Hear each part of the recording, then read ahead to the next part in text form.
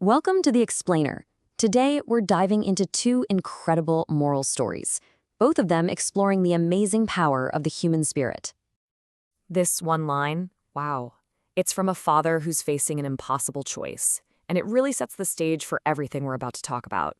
It gets right to the core of what drives a person to keep going. All right, so let's jump right in and meet our two protagonists, Vikas and Gomti.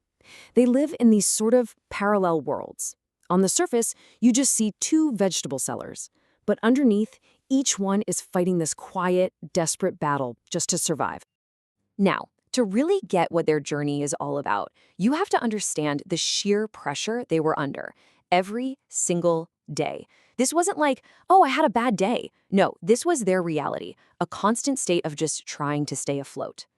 So what's really interesting here is how we see two totally different kinds of poverty. You've got Vikas on one side, and for him, it's an immediate life or death crisis, like right now. No food, no firewood, nothing. But then you have Gomti, and hers is this chronic, grinding weight of responsibility. She's the sole provider, day in, day out, with a sick husband to care for. Two sides of the same coin, but so different. 10 rupees. I mean, just think about that for a second. That's all Vikas had. That was his entire startup capital for the day, to buy vegetables, to feed his family, to survive. The margin for error, it's basically zero. It's an almost impossible number to work with. And this is his breaking point. It's a cry of pure despair. Imagine this. A wealthy customer just complained about his prices and drove off without a second thought, leaving him there feeling completely and utterly hopeless. It's just a gut-wrenching moment. But you know, this is where things get interesting. Because hardship doesn't just happen to you, right? It reveals who you are. It's how they responded to these impossible odds that really defines their entire story. So the key word here is perseverance. And that's more than just trying hard. It's about that grit you have when everything, and I mean everything, is telling you to just quit, to just give up. And both Vikas and Gomti, they were the living definition of this. Man, Vikas's resolve was just tested again and again.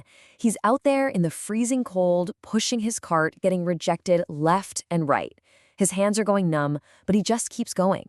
There's even this moment where a policeman stops him because he doesn't have a license, but the cop just sees the sheer hardship on his face and lets him go. He earned mercy instead of a fine. Now, Gomti's perseverance looked a little different. It was all about integrity. She gets up at 5 a.m. every day, no exceptions, to get the freshest produce possible. That's how she built her reputation for quality and honesty. And this one promise she made to deliver vegetables to her pregnant customer, Mega, well, that turned out to be more than just good business. It was a commitment that was about to change her entire life. Okay, so this is where everything starts to shift. We're getting to the turning points in both stories. Those critical moments where a single act of kindness, one simple human connection, just completely changes the game. Just look at how Vikas's day unfolds. It wasn't some big, flashy miracle. It was a chain reaction of small, kind acts.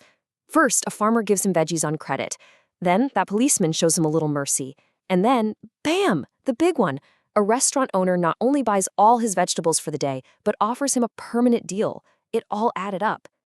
And for Gomti, her turning point came in the middle of a massive rainstorm. I mean, it's pouring. She could have just waited it out, right? Nobody would have blamed her. But she didn't. She chose to keep her promise to Mega and make that delivery first. And that one choice, wow, it had consequences she never could have imagined. So she gets there, and it's a full-blown crisis. Mega's in labor, the storm has knocked out the phones, there are no cabs, it's a nightmare. But Gomti doesn't panic. She just takes charge. She tells Mega's worried mom, I'll find help. She runs out, finds an auto rickshaw driver she knows who happens to be home because of the rain, and gets Mega to the hospital. She even stays with her until the baby is born safely. This is so much more than just dropping off vegetables. And Amar, Mega's husband, says it all right here.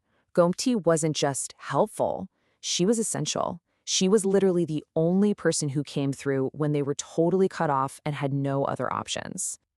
So you have to be wondering, right? After all that, after these incredible moments, what happened? Did all that hard work and virtue actually pay off? Well, the answer is a huge, resounding yes. And look at this. It's almost like poetry the way their rewards worked out. Vikas, the guy who just needed a steady chance to work, he gets a permanent contract. Gomti, who lost her entire cart and all her vegetables while she was at the hospital, she gets a brand new rent-free shop. Their reward was a perfect match for their character and what they'd been through.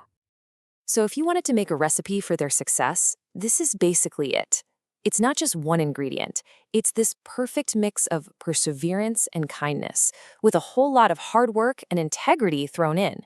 You take any one of those out, and the whole thing falls apart. All right, let's wrap this up. What's the core message we're supposed to take away from these two incredible stories?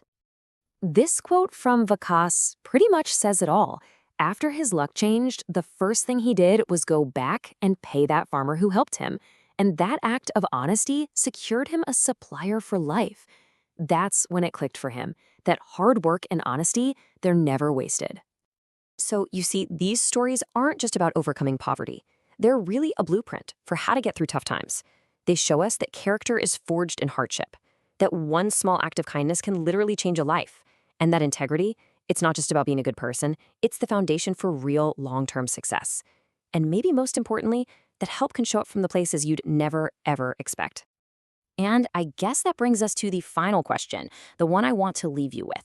As we go through our own lives, when kindness is what's needed most, which one are we?